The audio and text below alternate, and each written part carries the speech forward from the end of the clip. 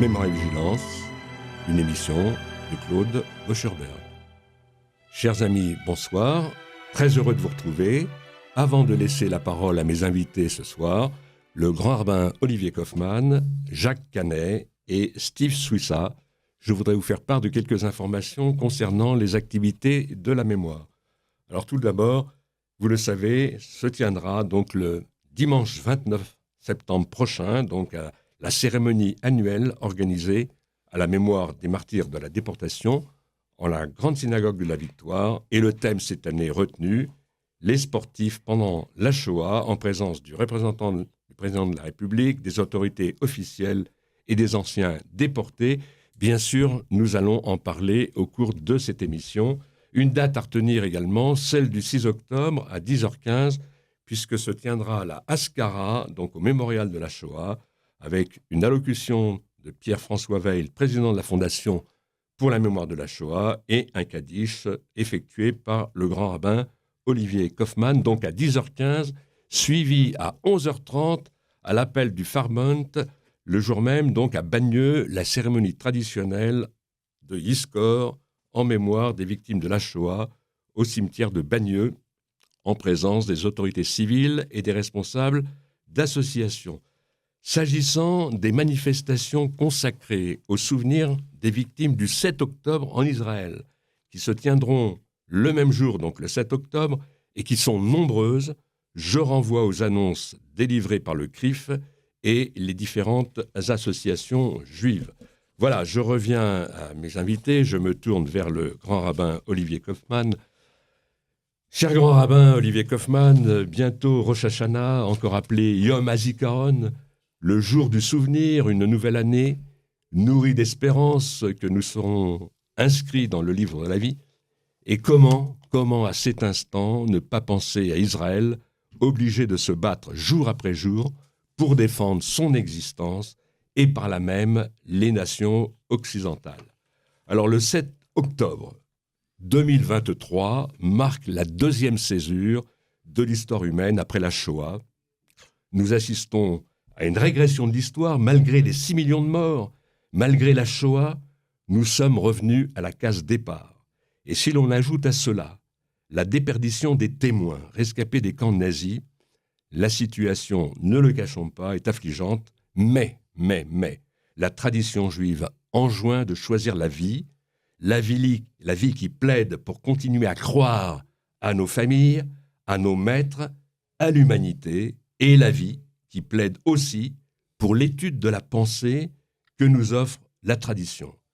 Car c'est la pensée qui fait toute notre dignité d'être, porteur du souvenir des nôtres, fort du message de savourer la vie comme ils l'eussent espéré, et vous êtes debout, comme dit Nistavim, et à la veille de cette cérémonie, mon cher grand rabbin Olivier Kaufmann, en mémoire des martyrs de la déportation, dédiée cette année, faut-il le rappeler, aux sportifs durant la Shoah, je voudrais évidemment avoir ton sentiment sur cette cérémonie qui inaugure les temps forts de notre mémoire au sein de notre pays et dont on sait l'importance pour toutes les familles juives, bien sûr, mais au-delà, pour tous les concitoyens français. Me semble-t-il, le point culminant de la cérémonie que nous partagerons ensemble dans la synagogue, dans la Grande Synagogue de la Victoire, mais également sur France Télévisions. Le point culminant, bien évidemment, il y en a plusieurs temps forts dans cette cérémonie, c'est la sonnerie du shofar qui retentira dans la Grande Synagogue de la Victoire. Cette sonnerie qui sera réalisée par le rabbin Sebag, le rabbin de la communauté de la Victoire. Point culminant, disais-je, parce que depuis le début du mois d'Elul, donc déjà depuis plusieurs semaines, dans toutes les synagogues du monde retentissent les sonneries du shofar tous les matins à l'issue de l'office de Shacharit. Et cette sonnerie du shofar a ceci de particulier, c'est qu'elle réunit à peu près toutes les sonorités que nous avons entendues dans vos propos, mon cher Claude. À la fois espérance et à la fois inquiétude. Nous sommes à la fois dans l'incertitude, et le shofar, c'est un temps suspendu, mais vous aurez quand même remarqué que toutes les sonneries, shvarim, troua, c'est-à-dire les sons brisés, qui évoquent à la fois les sanglots, les cris humains que la terre ne pourra pas recouvrir parce qu'ils résonnent en nous et n'en déplaise à certains, nous continuerons de les faire résonner comme ils résonneront dans la synagogue, la grande synagogue de la Victoire, dimanche, mais comme ils résonneront également le jour de la prière de Yizkor dans les cimetières et également le jour de Kippour dans toutes nos synagogues. Ce sont des sanglots, ce sont des cris, mais vous aurez remarqué qu'ils sont encadrés par des sonneries longues, des tekiot. Et, point culminant, Tekiya Gedola, la grande sonnerie. Ce sont des sonneries qui tantôt incarnaient l'alerte du peuple d'Israël qui pouvait être attaqué par les ennemis d'Israël. Et nous avons une pensée, comme vous l'avez dit, pour nos frères et sœurs qui sont agressés depuis le 7 octobre, tant dans le sud que dans le nord et à peu près dans tout le pays. Mais cette sonnerie longue est aussi celle que nous entendrons à l'issue du jour de Kippour, une très grande sonnerie qui annonce la délivrance. Et le chauffard, c'est passer allègrement des pleurs au rire. Mais Evel le Simcha, Yagon le Simcha, mais Evel le Yom Tov. C'est une formule que nous connaissons de notre liturgie, de passer du deuil aux festivités. Et j'en veux pour preuve que quand vous regardez dans tout le rituel juif, que ça soit pour les endeuillés qui viennent de perdre un être cher, pour les 7 jours, que ça soit même pour le jour de Tisha B'Av, c'est jamais un deuil complet. Nous clôturons non pas 7 jours révolus, mais 7 jours moins quelques heures, parce qu'on clôture toujours le matin des 7 jours de deuil, alors que pour les festivités des mariés, ce sont 7 jours pleins. Tisha B'Av, nous sommes assis par terre dans la pénombre, mais dès l'office de Mincha, nous allons non seulement remettre des signes d'honneur et de gloire avec les phylactères, les tefilines, mais nous allons nous relever, être debout, je suis debout. Et c'est aussi le slogan, entre autres, du rassemblement du Kakel avec toutes les institutions, et je pense aussi au CRIF, et je pense aussi au Grand Rabbin de France qui enverra également, il nous l'a dit ce matin, une lettre pour toutes les synagogues pour qu'elles organisent aussi un hommage le jour de Tzom Gedalia. Je rappelle que le 6 octobre, c'est le jour du jeûne de Gedalia. Mais pour revenir à ces sonneries, donc, en fin de compte, nous ne pouvons pas accepter le déclinisme, la morosité ambiante. Ils veulent nous obscurcir la vue, mais nous continuons de regarder droit devant nous. Alors certes, nous sommes tournés vers le passé, mais pas au point d'être figés comme la femme de Lot en statue de sel. C'est-à-dire qu'on ne peut pas constamment être tourné vers le passé. Et me semble-t-il, là encore, la cérémonie que nous allons partager ensemble dimanche, avec sous la houlette aussi de Steve Soussa, c'est qu'elle a réussi non pas à se renouveler, mais à revisiter la manière de transmettre aux nouvelles générations. Et c'est un alliage tout à fait aisément dosé entre les nouvelles générations et les anciennes. Et en fin de compte, le chauffard qui clôturera cette cérémonie fait le lien. Vous voyez, toutes les options sont possibles, mais quand le chauffard, je ferme les yeux, et j'ai pas besoin de savoir lire l'hébreu, j'ai pas besoin d'avoir une grande connaissance, je ferme les yeux, je mets les mots que je veux. C'est ça le chauffard, il nous réunit, parce qu'en fin de compte, ce n'est pas une symphonie harmonieuse, mais ce sont des sons qui sont censés déclencher en nous, réactiver une mémoire auditive. Nous avons tous été témoins des sonneries du chauffard devant le mont Sinaï. C'est ce que nous dirons dans la liturgie de Moussaf de Rosh Hashanah. Alors tu sais combien est cher à mon cœur Emmanuel Lévinas, mais évoquant le chauffard, c'est un appel pour lui, c'est un appel immémorial. C'est-à-dire que c'est véritablement une secousse qui nous traverse l'être. Et dans ce sens-là, je crois que tu as parfaitement raison. Le découragement, parce que c'est de ça dont il s'agit, le découragement serait véritablement une défaite. Tout à fait. Mais quand nous n'avons plus la force de pleurer, c'est le chauffard qui pleure pour nous. C'est ça. C'est le prolongement de l'âme et c'est le prolongement de la voix de tous ceux qui ont été bâillonnés, de tous celles et ceux qui sont sans voix. Quand on est au paroxysme de la douleur, on n'a même plus les sons à émettre ou les paroles à exprimer. Et donc le chauffard, il nous permet, c'est une forme de catharsis en fait, il nous permet d'exprimer l'indicible. C'est ça. Alors tu as mis aussi l'accent sur le lien qui existe entre les aînés et les jeunes. On sait qu'à la place des Vosges, c'est comme ça qu'on fonctionne aussi, notamment lors de la cérémonie du 27 janvier. Je me tourne également vers Jacques Canet, président de la synagogue de la Victoire. Je sais combien les jeunes sont importants aussi pour la synagogue de la Victoire.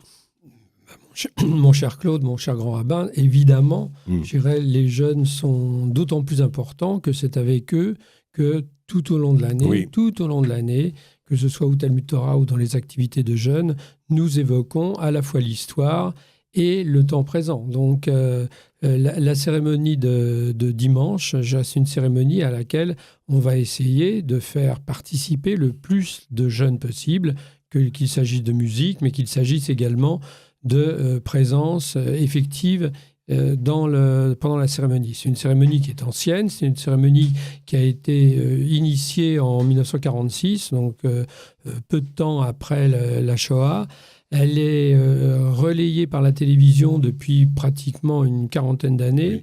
Oui. Et je dirais que c'est un moment fort de notre calendrier liturgique, puisque c'est le premier jour, en gros, elle ouvre le premier jour des fêtes de Tishri. On reviendra sur ce point-là, parce que, effectivement, un point historique est important. Je me tourne également vers le grand rabbin Olivier Kaufmann. Je crois que dans ce passage de la transmission, il y a une nécessité de travailler. Je pèse mes mots.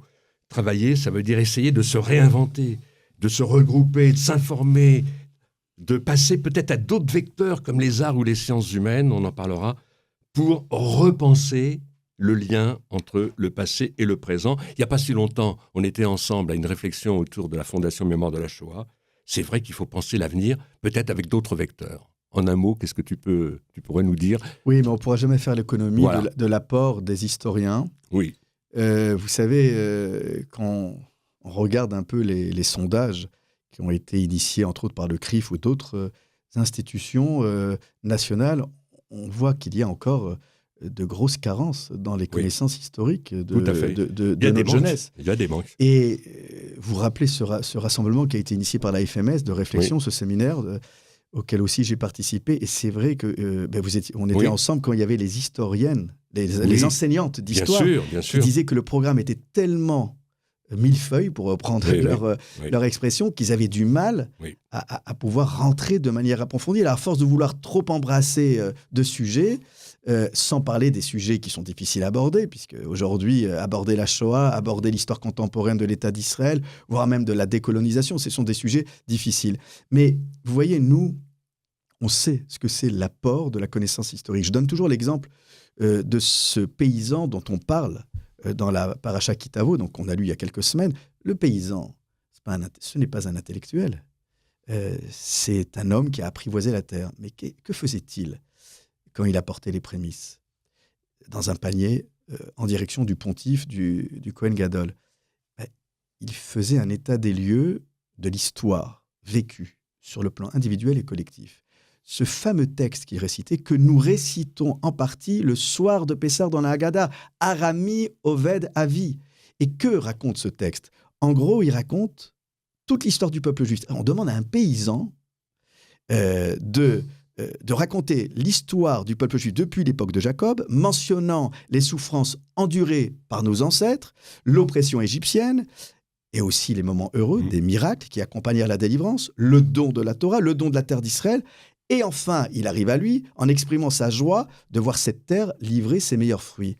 Donc on ne peut pas faire l'économie de l'histoire. Quand on est au point culminant, pas juste de la douleur, il ne faut pas attendre d'être en crise ou dans des cérémonies de commémoration pour rappeler notre histoire. Là, il est au point de sa joie de réussite économique, eh bien, il raconte son histoire. Je te proposerais peut-être de faire une émission ultérieure en mettant évidemment l'accent sur cette nécessité de se réinventer dans le cadre, je précise bien, du séminaire de la rue Vauquelin. On marque une petite pause dans l'émission Mémoire et Vigilance. Retour dans l'émission Mémoire et Vigilance en compagnie du grand rabbin Olivier Kaufmann, Jacques Canet, président de la synagogue de la Victoire, et nous devrions avoir le miracle d'avoir Steve Swissa en ligne. Bonjour. Voilà, bonsoir Steve. Je voudrais rappeler que tu es le producteur, entre autres, de l'émission À l'origine sur France 2, qui peut s'enorgueillir, je pèse mes mots, d'être attendu impatiemment chaque dimanche matin par des milliers de téléspectateurs, je précise bien, de toute confession, et je sais combien te tient à cœur cette cérémonie en mémoire des martyrs de la déportation retransmise par France 2, surtout dans un contexte où l'on assiste à une régression de l'histoire. Alors avant toute chose et avant de parler de cette cérémonie, je voudrais peut-être que l'on revienne sur le fait que grâce à ton engagement, ce sont plus de 60 000 jeunes Israéliens réfugiés dans les hôtels après le 7 octobre 2023 qui peuvent bénéficier des cours d'initiation au théâtre en Israël, ce qui t'honore car tu redonnes à tous ces jeunes une bouffée d'espérance et de culture. Est-ce que tu peux nous en dire un mot ? Oui, grâce à Myriam Fedida du FSJU Israël, qui a pensé ce projet, et grâce à Richard Rodier, qui m'a fait confiance, nous avons commencé un processus à travers tout le nord du pays et bientôt tout le sud, avec Sderot et Beersheva, où plusieurs jours par mois, nous allons travailler avec des étudiants de tous les horizons, qui en fait, après avoir vu 2 ou 3 psychologues ou psychiatres par rapport à ce qu'ils avaient vécu, ont tous fait la même constatation, c'est-à-dire qu'en fait, personne ne peut être habilité à soigner un 7 octobre. Et par rapport à ça, ce qui les émancipe le plus et ce qui leur donne le plus envie de prendre, entre guillemets, un virage d'une deuxième chance ou d'une confiance en eux, et l'idée de se retrouver entre jeunes, se connaissant pas, et oser des choses à travers le regard de quelqu'un d'autre, comme de l'improvisation, de la poésie, de la chanson, du théâtre, de la danse, et voilà, et de prendre confiance à travers des moyens d'expression qu'on peut appeler art-thérapie ou qu'on peut appeler programme de post-trauma. Et on a déjà fait plusieurs heures de travail et c'est un petit peu, ou en tous les cas réjouissant, de voir qu'ils en ont besoin, ils adhèrent et qu'on peut aider un tout petit peu à réparer. Bon, en tous les cas, sache que nous sommes tous près de toi, parce que c'est vraiment, on peut dire aujourd'hui, une œuvre salutaire. Il faut voir dans quel état se trouvent effectivement les familles et surtout les enfants, je dirais, la plupart du temps dans la détresse à cause du traumatisme prégnant qui se passe en Israël actuellement. Oui, je pense que ça va être le mal le plus compliqué à surmonter. Il va durer peut-être 10 ou 15 ans. Et aujourd'hui, ce qui est bouleversant, c'est qu'en fait, il y a une résilience pour les plus forts qui est immédiate, mais qui quand même ressent un épuisement et une tristesse. Et il y a chez d'autres un effondrement total par le fait que chaque soir, il est impossible de se dire que on peut regarder le temps qui passe tranquillement. Absolument. Alors, si tu veux bien, on revient à la cérémonie. Cette année, elle est consacrée donc aux sportifs durant la Shoah. Il faut le dire, c'est original puisque ce thème n'avait jamais été abordé. Et on peut dire qu'ainsi, tu combles une lacune dans la mesure où, parmi ces sportifs, d'aucuns, tels que Alfred Nakache ou Young Perez, nous offrent une leçon exemplaire. Il y en a d'autres aussi. Et cette année, est-ce que déjà tu peux nous annoncer les cérémonies qui sont pressenties pour participer à cette cérémonie? Parce que je voudrais le signaler, c'est que grâce à ton nouvel éclairage, d'une certaine manière, eh bien, on peut dire que cette cérémonie s'ouvre à l'universel grâce aux personnalités qui viennent pour lire des textes d'hommage avant les allumages des intervenants. Oui, j'écoutais le rabbin Kaufman juste avant que tu me fasses l'honneur de me donner la parole. Je suis tellement d'accord avec ça. C'est-à-dire que je pense que la seule chose qui peut réparer un peu, c'est l'éducation. Et donc, c'est la transmission de l'histoire. Et peut-être que la culture et que le mélange de culte et culture peut aider à ça. Et souvent, on dit ou on écoute des prières qu'on n'écoutera plus jamais de la même façon après le 7 octobre. Mais souvent, il y a des histoires comme celle dont il a parlé et qui serait formidable de partager à travers des spectacles ou des contes qui seraient dits dans toutes les synagogues de France et qui seraient dits après dans les écoles, parce que je pense que fondamentalement c'est très important. Donc les sportifs pendant la guerre et pendant la Shoah, je pense que c'est poursuivre l'actualité des Jeux Olympiques tout d'abord que on est allé vers ça, et surtout parce que je pense qu'il faut faire une cérémonie combative. Et quand je dis combative, elle est nullement agressive. Elle est juste de ne pas se dire que nous sommes des victimes, jamais. Et pour ça, on a des exemples français, comme ces 5 héros dont on va parler, et dont on va raconter l'histoire et le parcours, souvent méconnus, malheureusement, et qui sont des sportifs qui, à force de courage, à force de dépassement, ont fait des choses incroyables. Si on prend juste Alfred Nakache, c'est un garçon phobique à l'eau, qui est devenu le plus grand nageur du monde et qui a fait 2 fois les Jeux Olympiques et qui était français, algérien et juif. Et si on prend Victor Young Pérez, il a fait un combat de 15 rounds alors qu'il faisait 39 kilos avec un Allemand de 140 kilos uniquement pour avoir 2 sacs de croûtons de pain qu'il aurait pu distribuer ses frères détenus comme lui. Et pour ça, il a fallu œuvrer particulièrement cette année parce que les artistes ou les personnalités ont toutes décliné par peur. Et ça peut s'entendre. Mais on a la chance d'avoir Avnouch Chalmani, on a la chance d'avoir Rachel Kahn, on a la chance d'avoir Emmanuel Béard, on a la chance d'avoir Pascal Elbé, on a la chance d'avoir Francis Huster. Oui. Voilà. Bon. Et c'est ce qu'on appelle une belle bande d'artistes différents, de différents horizons, et qui ont le courage et l'honneur pour eux, à leur mot, de rentrer dans une synagogue et de faire un devoir citoyen. Oui, oui. Alors, comme je le disais aussi à Jacques Canet et bien sûr au grand Olivier Kaufmann, ce qui importe, c'est la jeunesse. Et surtout que cette cérémonie, en même temps, elle s'offre on peut dire à tous les citoyens. C'est ça qui est assez remarquable, c'est que on dépasse complètement, je dirais, la communauté juive pour s'offrir à l'universel. Voilà le vrai problème. Et puis le vrai travail. Oui. Surtout, c'est-à-dire que là, depuis 2 jours dans mes bureaux, on s'active pour envoyer la bande-annonce de tout et à tous les directeurs et les directrices d'école pour qu'ils motivent des parents ou des classes entières à venir. Oui.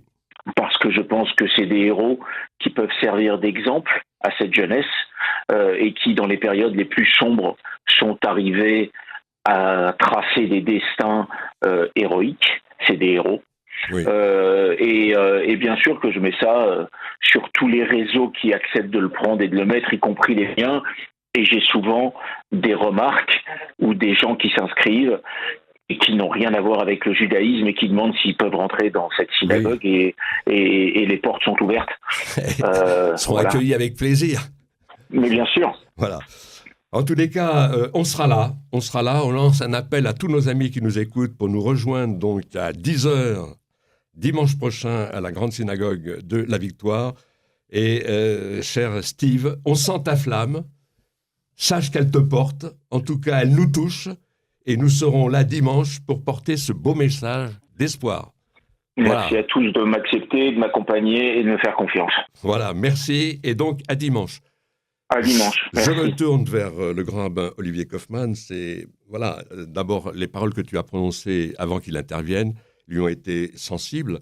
Et du reste, une idée me vient, c'est que ce serait bien, au moment, ainsi que pour Jacques Canet, du reste, au moment de notre cérémonie du 27 janvier, d'inviter Steve Suissa et peut-être aussi avec des personnalités qu'il connaît, de manière à ce qu'il puisse aussi entourer les enfants qui participent à cette cérémonie.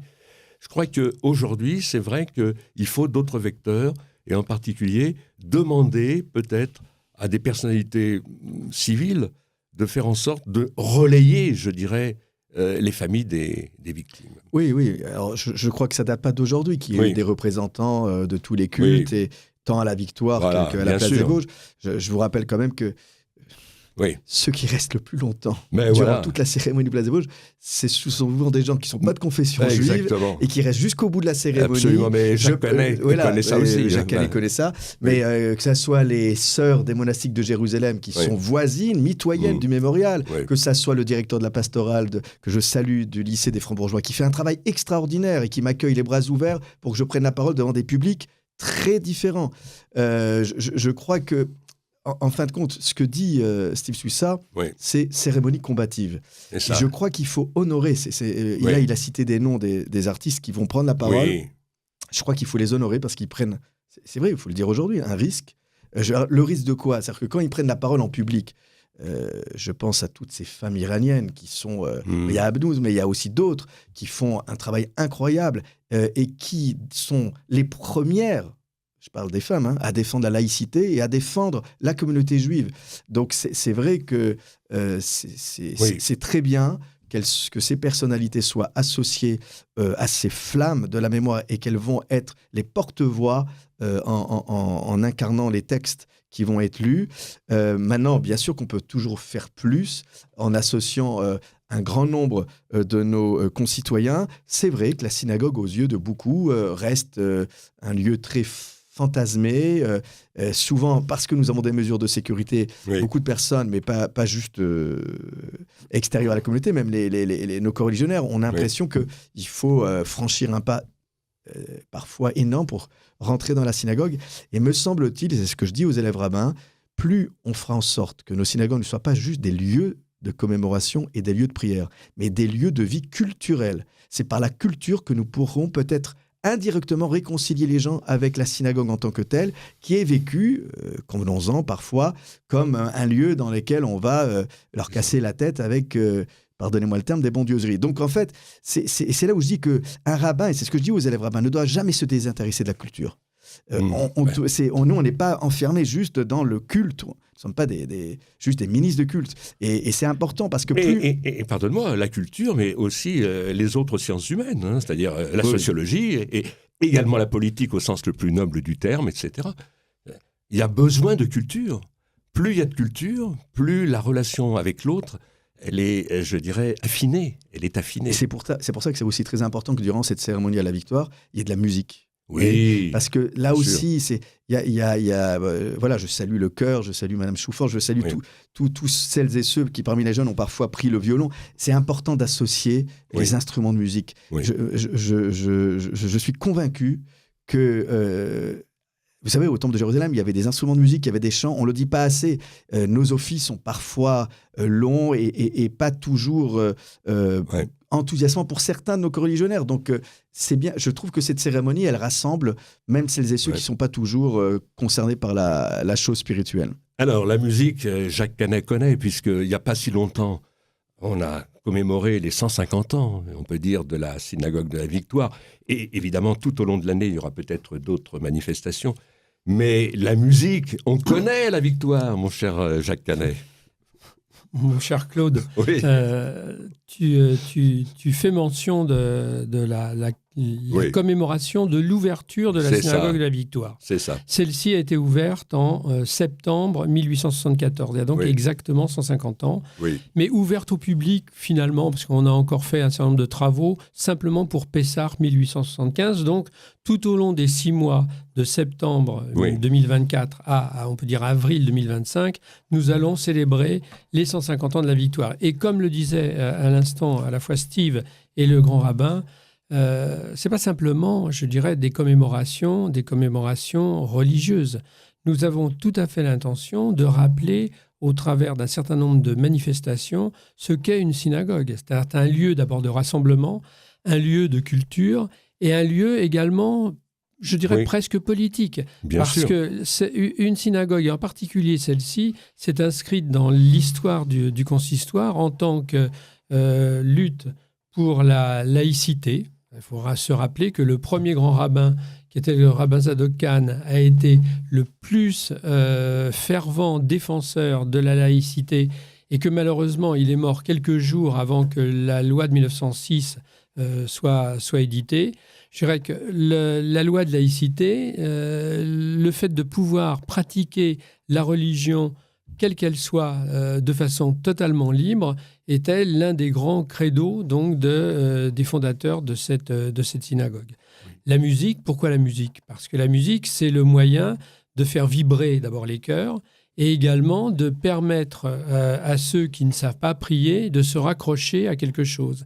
La musique, c'est aussi un moyen de montrer à quel point la communauté juive est intégrée dans la communauté nationale. Parce que la musique, c'est la musique de la France, c'est la musique de l'Europe, ce sont les mêmes musiques. Donc, outils à la fois de culture, mais de démonstration de l'intégration dans un cadre républicain qui est celui de la laïcité. Alors, on peut revenir sur la genèse de la cérémonie de dimanche. La cérémonie de dimanche a été initiée juste après la Shoah, c'est-à-dire en 1945-46, les premières cérémonies. Ensuite, officiellement, elle est devenue la cérémonie au cours de laquelle les familles pouvaient dire le Kaddish pour leurs disparus dont on ne connaissait pas la date de disparition exacte.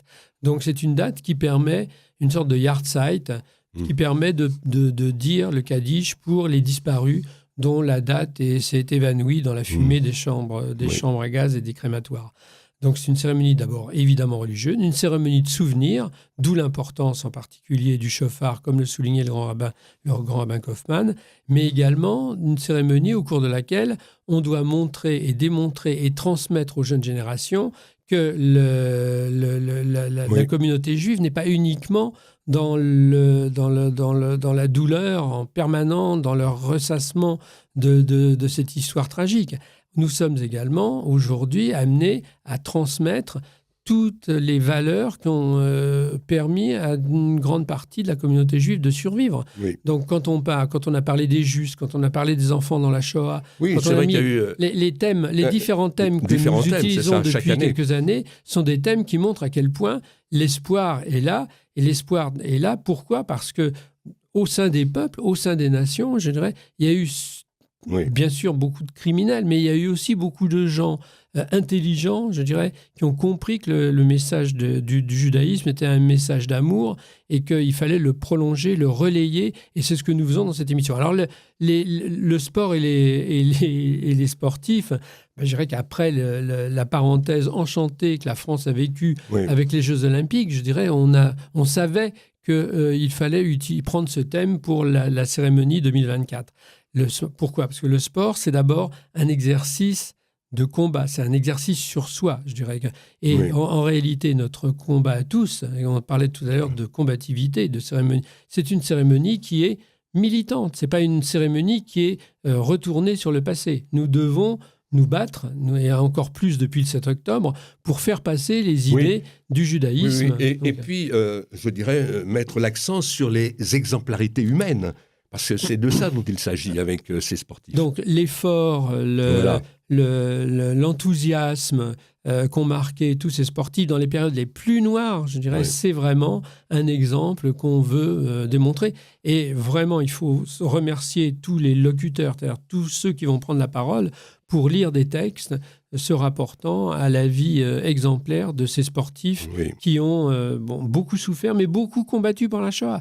Donc notre rôle aujourd'hui, c'est de combattre. En réalité, cette émission se déroule dans le lieu de tous les combats. Combat pour la laïcité, combat contre l'antisémitisme au moment de l'affaire Dreyfus, mais combat également pendant la Shoah, puisque je rappelle qu'elle est restée ouverte, que le rabbin Julien Veil a ouvert cette synagogue comme 2-3 autres synagogues de Paris, en disant il n'est pas question, je dirais, qu'on abandonne le terrain, même dans les heures les plus noires. Donc aujourd'hui, depuis le 7 octobre, il faut montrer cette force, cette dignité, cette volonté de ne pas abandonner le terrain et de continuer à porter des valeurs qui sont des valeurs universelles. J'ai presque envie de le dire en t'écoutant et en connaissant l'histoire de la synagogue de la Victoire. Je voudrais signaler qu'il y a eu l'édition d'un fort beau livre. Il est toujours disponible ou il est tout à fait.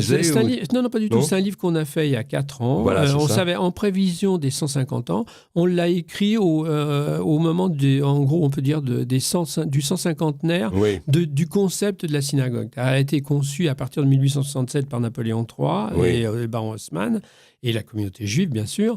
Et elle a pris des années de travaux et ensuite elle n'a pu ouvrir qu'en 1874. Donc ce livre a été fait un peu d'avance, avec 4 ans d'avance, mais il est complètement actuel puisqu'il retrace l'histoire de la synagogue jusqu'en 2017 pratiquement. Donc la mise à jour. Avec une iconographie importante. Avec une iconographie importante. Des photos invraisemblables. On a des photos de bar mitzvah ou de mariage pendant l'occupation. Donc imaginez le courage qu'il a fallu à tous ces gens d'organiser des cérémonies de mariage dans une grande synagogue à Paris en 1942 ou 1943. Et tu vois, moi j'ai un souvenir en ayant feuilleté cet ouvrage. Bon, il est lourd, j'ai pas pu l'amener. Oui, il fait 3,5 kg. Il fait 3,5 kg, mais j'ai le souvenir où on voit la choule de la Victoire, donc pleine de GI. C'est au lendemain de la libération. Ah, tout à fait, c'est en septembre 1944. Je dirais que l'armée américaine venait de libérer Paris.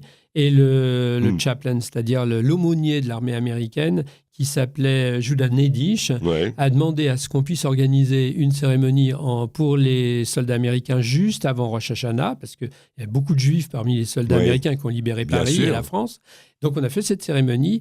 Et ce qui est extraordinaire, c'est que ce rabbin aumônier de l'armée américaine est resté ensuite pendant plus de 2 ans à Paris, à la Victoire, avec le rabbin Julien Veil et avec les communautés américaines. Ils ont levé de l'argent pour reconstruire le judaïsme français. C'est-à-dire, c'est grâce à eux, grâce à cette foi, que le grand rabbin Judah Nedish, qui ensuite a été rabbin de la synagogue de Park Avenue à New York, les fonds ont été élevés pour racheter des sépharim, pour racheter des objets de culte, etc. Ils sont restés donc pendant 2 ans dans la salle Jérusalem, du 2e étage, à créer un comité de reconstruction. Une question, pourquoi ne pas mettre une petite plaque en souvenir? Alors, on a beaucoup de plaques à mettre, et je dirais que... c'est à l'ordre du jour. Oui, c'est à l'ordre du jour, et on a absolument voulu que de toute façon, il y a tout un chapitre dans le livre pour honorer, je dirais, les Américains et le rabbin Nedish de cette action, et le rabbin Julien Veil. Alors, une question aussi qui m'intéresse personnellement, est-ce que la Victoire est jumelée avec une synagogue de New York, par exemple? Alors, on n'est pas jumelé avec une synagogue de New York. Alors, on est jumelé avec Herald Shlomo à Jérusalem. On n'est pas jumelé avec une synagogue de New York. J'avais justement j'avais émis le souhait que nous puissions être jumelés avec la synagogue, avec Park Avenue Synagogue, dans laquelle Judah Nedish a été rabbin pendant 25 ans. Mais je dirais que je n'ai pas reçu un accueil très, très favorable, parce que cette synagogue est, comment dirais-je, elle est plutôt ma sortie maintenant à New York. Ah oui, d'accord. Mais il n'empêche que c'est une synagogue alsacienne, d'origine, etc. Donc, c'est une synagogue qui est très proche de nous. Donc, moi, je sais que je vais souvent à New York. Et quand je vais à New York, je vais dans cette synagogue. J'ai même fait la bride de mon petit-fils à New York dans cette synagogue. Donc, très bien. Mais il faudrait l'assumer. Bon, en tous les cas, le regard extérieur qu'on peut porter sur la synagogue de la Victoire, je parlais d'ouverture. Véritablement, vous êtes ouvert, et je dirais que vous êtes aussi ouvert sur le social, vous êtes ouvert sur l'histoire, parce que tout au long de l'année, il faut le saluer, il y a des événements, et vous êtes présent, quoi. Alors, un des grands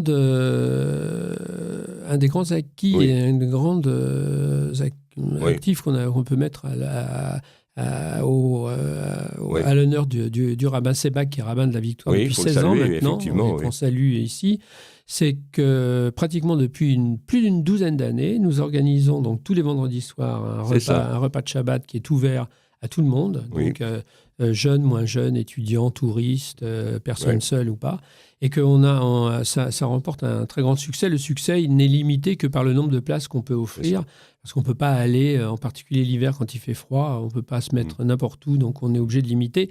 Mais je dirais que déjà ça, le fait d'avoir un repas de vendredi soir qui est animé à la fois par le Moshe Sebag et également par le cantor, c'est quelque chose de tout à fait extraordinaire. Bon, tout au long de l'année également, il y a un certain nombre de manifestations. Mais je dirais qu'il y a aussi des commémorations très importantes. Là, par exemple, depuis la semaine dernière, il y a des soirées de Selichot qui sont organisées pour les jeunes. Samedi dernier, dans la nuit de samedi à dimanche, il y a eu 1500 jeunes qui sont venus pour faire des Selichot jusqu'à 3h du matin. J'ai même eu des plaintes des gens du quartier. J'étais obligé de m'excuser platement auprès de tout le monde. Il y a une nouvelle soirée dimanche soir, organisée là aussi avec les EI, le KKL et tout le monde. Pour l'instant, on a déjà pratiquement 1000 inscrits. Donc, il y a toute une série de manifestations qui sont des manifestations qui visent à ouvrir la synagogue à toutes sortes de publics. Parce que les gens qui viennent dans ces soirées, alors on a des soirées où il y a un public qui n'est parfois que ultra-orthodoxe, mais il y a aussi des soirées de concerts, des soirées de musique qui sont très, très ouvertes. Donc, on a fait même des concerts avec les concerts l'amoureux. Jacques, il faut dire aussi que ça correspond à un besoin de convivialité aujourd'hui, de rapprochement des êtres. Pourquoi ? Parce qu'il faut le dire, on vit une situation qui est quand même très anxiogène. Et que, en fait, tu parles du vendredi soir. Le vendredi soir, j'ai presque envie de dire, c'est une opération de salubrité publique aussi. Parce que ça permet aux gens de rompre l'isolement. Tout à fait, c'est comme ça qu'ils le ressentent. C'est important. Tous les vendredis soirs se terminent par les chants, les shmirot de Shabbat, etc. C'est très joyeux, très convivial. Donc, mais ça fait partie de la vocation d'une synagogue. Ça fait complètement partie. Donc, alors revenons, si tu permets bien, à la cérémonie de dimanche. D'abord, nous aurons encore, il faut les saluer, des survivants qui sont là, toujours présents. On a malheureusement eu à déplorer tellement d'amis qui sont partis, mais je dirais que leur âme est présente, quoi. Ils sont là. Je dirais que cette cérémonie annuelle, elle est tellement traditionnelle que leur esprit imprègne les lieux, quoi. Et ce qui est extraordinaire, je dirais, dans la tradition juive, c'est que quand l'un tombe, l'autre est repris. Enfin, je veux dire, le flambeau est repris. Et donc, il y aura encore ces survivants. Et je voudrais saluer en particulier, par exemple, Esther Senot, il y aura Guta Boychik, il y aura Arlette Testiller, il y aura aussi... Alors, ceux qui étaient plus jeunes au moment de leur déportation, je pense à Isio Rosenman, ancien de Buchenwald, Léo Plasek de Bergen-Belsen, et puis Régine Lipp qui représentera aussi les orphelins de la Shoah, les fils et filles des déportés juifs de France. Bref, un panel de survivants qui seront présents et qui seront donc, je dirais, repris traditionnellement par les jeunes, dans la mesure où les allumages se font en accompagnement, bien sûr, avec des jeunes. Je n'aime pas beaucoup parler de moi ou de ma famille, mais je voudrais, en appui à ce que tu viens de dire, avoir une pensée lors de cette émission pour ma belle-mère. Ma belle-mère qui est partie début juin, à l'âge de 102 ans. Donc, et on avait fêté son 102e anniversaire le 25 mai. Elle était relativement en forme, plutôt bien d'ailleurs, donc toujours alerte. Il faut savoir que cette femme a fait de la résistance pendant la guerre. Donc c'était vraiment quelqu'un d'extrêmement solide. Et depuis le 7 octobre, elle était très perturbée. Et le 25 mai, quand on a fait son anniversaire, quand on a souhaité en famille, elle nous a délivré un message, il ne faut pas lâcher. Le message, c'est il ne faut pas lâcher. Donc, quoi qu'il arrive, de toute façon, nous devons continuer, il ne faut pas lâcher. Donc, ça, c'est le message d'une femme qui a fait de la résistance, qui est née en Roumanie, qui est venue en France, etc., qui s'est battue pour réussir ensuite. Et jusqu'à son dernier moment, le le 7 octobre a été pour elle un nouveau révélateur de ce que devait être notre action. Et elle a délivré à ses enfants, à ses petits-enfants, à ses arrière-petits-enfants ce seul message: il faut combattre, il faut continuer à résister.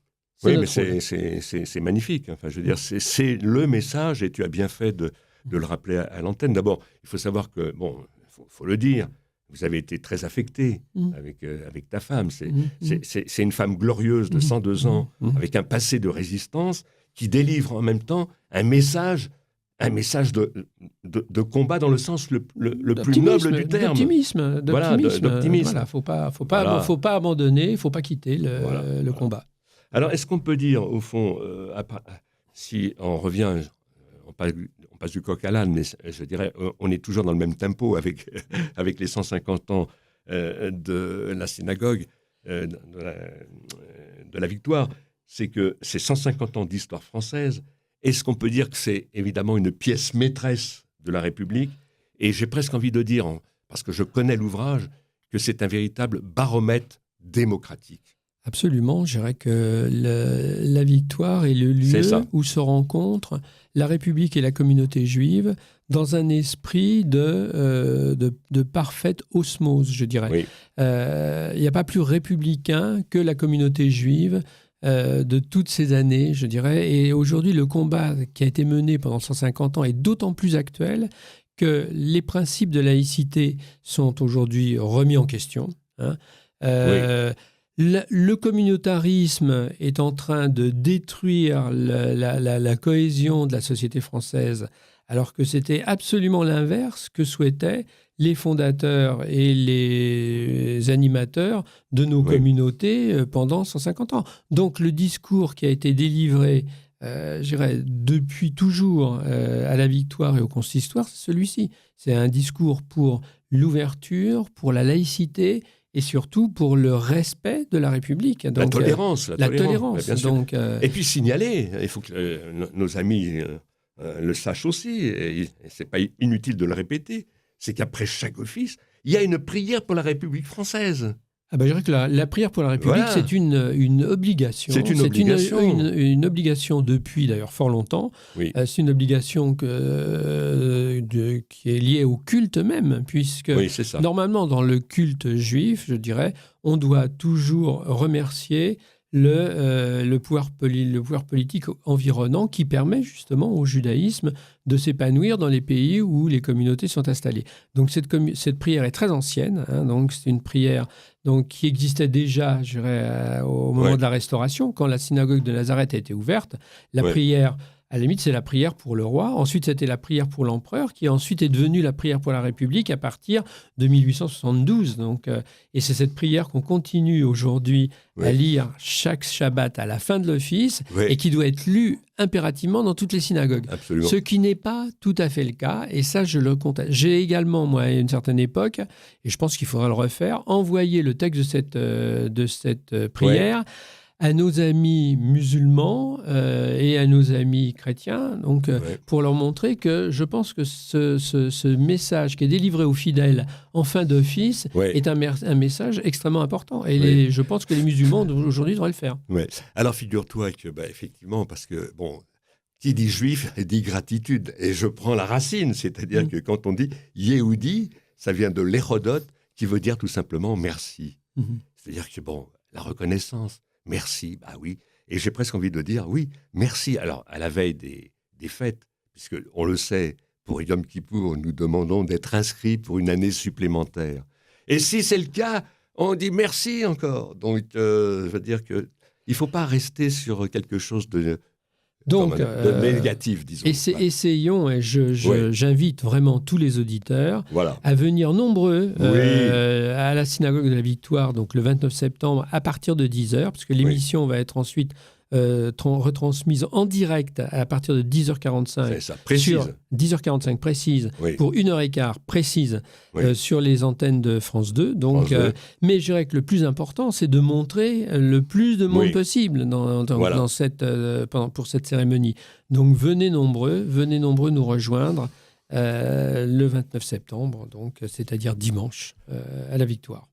Merci mon cher Jacques Canet, et vraiment de tout cœur, merci, et Razak pour tout ce que tu fais, parce que Dieu sait si tu te donnes du mal avec toute l'équipe autour de toi. Je voudrais saluer aussi Félix Loeb, évidemment Madame Chouffan, qui fait un travail remarquable. Enfin, bravo à toute l'équipe de la Victoire, et bien sûr en saluant son rabbin Moshe Sobaï. Chers amis, donc à dimanche prochain, et puis bonne fête et à bientôt. Bravo.